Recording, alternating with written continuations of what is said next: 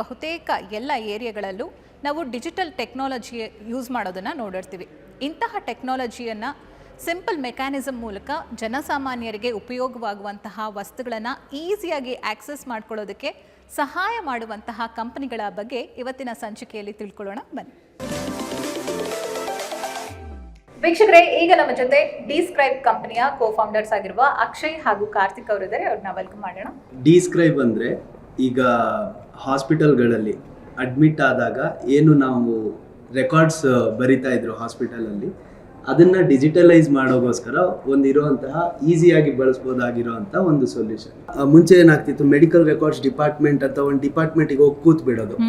So ಡಾಕ್ಟ್ರಿಗೆ next time ಬಂದಾಗ ಈ ಪೇಷಂಟ್ ಬಗ್ಗೆ ಏನೋ ಹಿಸ್ಟ್ರಿ ಬೇಕು ಅಂದರೆ ಆಕ್ಸೆಸ್ ಸಿಗ್ತಿರ್ಲಿಲ್ಲ ಅದಕ್ಕೆ. ಕರೆಕ್ಟ್. ಸೊ ಇವಾಗ ಏನಾಗುತ್ತೆ, ಜಸ್ಟ್ ಕೂತ್ ಕಡೆನೆ ಅವರಿಗೆ ಎಲ್ಲ ಪೇಷಂಟ್ ಹಿಸ್ಟ್ರಿ ಡೇಟಾ ಎಲ್ಲವೂ ಕೂಡ ಆಕ್ಸೆಸಿಬಲ್ ಇರುತ್ತೆ.